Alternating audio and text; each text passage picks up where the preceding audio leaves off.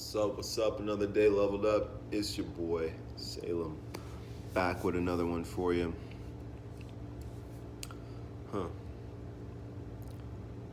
Just want to make this video because I felt compelled to speak on something, but I don't even know what, so I just want to put it on and see what happens.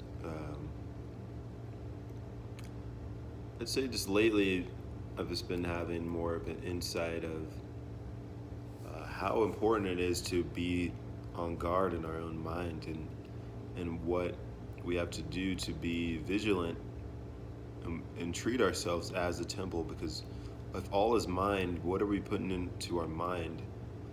And we have to be so aware along the lines of social media, alcohol, weed, and things. Like if we're not at a point where we're comfortable and are capable enough to handle those types of alterations to our mind, that we should leave them alone. Because if they're not doing them, if they're not doing you any type of service, leave them alone. Do not pick them up and do them just because society and everyone around you is doing them. Because everyone around you most of the time is hurting. Most of the times people are hurting with something, and I've been seeing that a lot more lately. I've just been feeling like, I don't know, I've just been given more insight and more sensitivity to people's energy lately. And it's just something I feel compelled to talk about today. Sometimes I like to make videos where I like to script out what I'm going to talk about and hit some bullet points. And sometimes I just like to talk and give my real raw thoughts on some certain things. And a lot of people are in a vulnerable state. A lot of people are walking around and not really conscious of why they are doing things. And people take advantage of it, that you're not in the driving seat. And at a point, sometimes I found myself, when I decided to take the steering wheel in my own life, other people and entities will prey on that and see like, hey, this guy's going a certain way. This dude's doing something different than most. Let me give him a destination.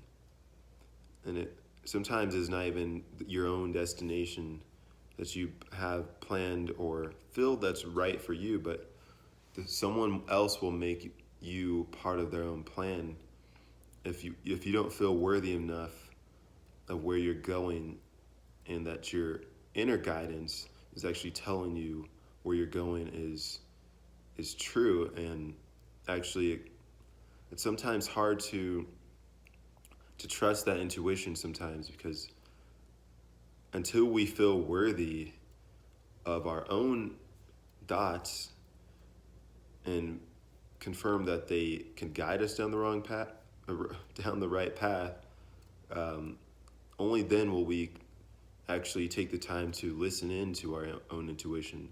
So only when we are actually feel comfortable and worthy of our own self and actually listen to ourselves, only then can like the godly insight be instilled into you, and you trust it from there. Because like, why would that insight come to you if you weren't taking your own thoughts into account and felt like what you were doing and what your own thoughts were giving to you were guiding you down the right path? Like, most of all the great successes in this life and people who have done monumental things, they did it all out of their own accord, and they did it because they followed their intuition.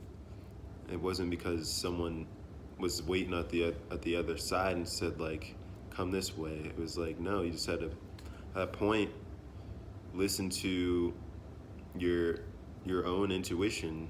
Like Moses in the time, like he was walking out in the desert and just heard a faint whisper to go this way, and he went that way, and he was then shown a burning bush, shrub, and God spoke to him through that instant.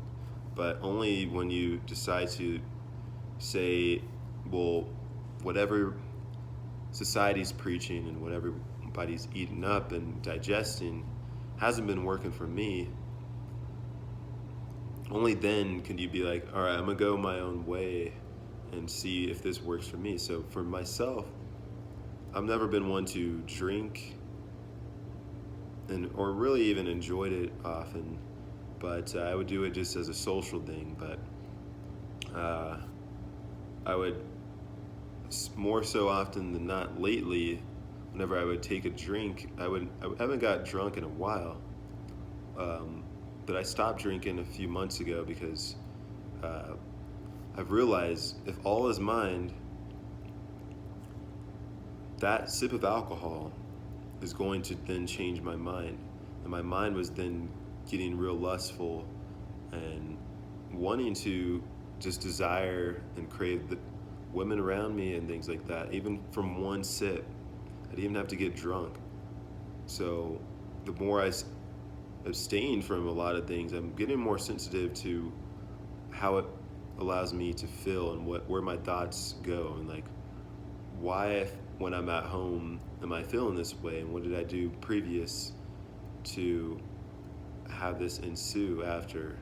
And it was maybe just a sip of alcohol, even if it was just one little drink, a little nightcap. It would then lead my thoughts down a way that was not conducive to me. So you have to learn what to cut out, and then at a point, once you start cutting out all that stuff, then you could actually follow your intuition. So your intuition will be louder than everything else. Like I started these videos, I started to take a lot of different directions and starting to actually move in those directions after I stopped and cut some things off that were just in my path that I wasn't able to hear my intuition. It's always been there. It's always been like a faint call, but only lately have I been able to actually hear it and know exactly what to do. But it's so important to realize that we all have our own things that we have to heal, and I feel like it's not just me.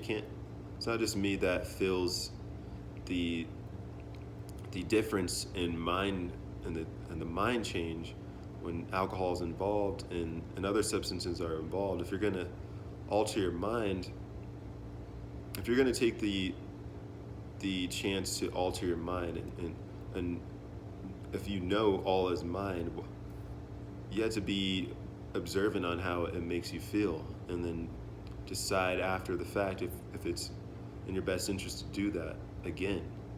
And there's a lot of things I'm realizing I don't need to continue to do again because the result is enough of a confirmation that it's not the way that I need to go. So it's all about what you're able to cut off at the end of the day, and I've just been shown that more recently, and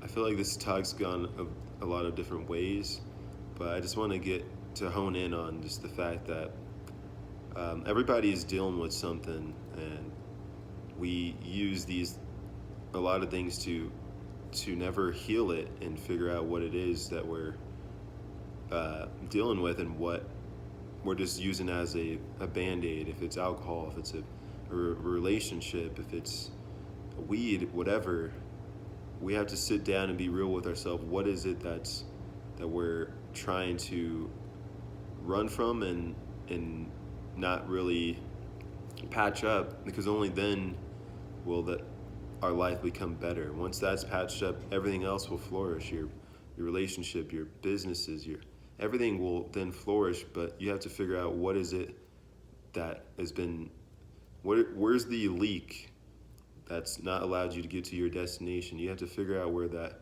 hole is, because it could be leaking your whole life, and you wonder why you're not where you need to be, because you've seen the leak, but you just don't want to take care of it, and you don't think it's that important because everyone else has leaks in their boats, and it's like you have to just say, like, it has to come a point where it's not that you feel better than anyone else, but you have to feel that this body and this life that the Most High has given you is, you're treating it with importance. So if you want it to get to a certain destination, you need to make sure all the holes are sealed, like you would do for a boat, but for yourself. Only then will you be able to rise. Like a man is so constituted, he is only able to rise once he has it all laid out and everything is filled. And a lot of people just go through life unfulfilled, looking for fulfillment in others, and we're only the ones that could fill our own cup. But yeah, just want to get that out. Felt the need to express that today. But if any of this resonated with you guys, like, comment, subscribe, hit the notification bell to be notified when I drop more content. And just know, a belief may be comforting, but only through true experience can it become liberating. Grant yourself the permission to level up. And it's your boy Salem. I'm out.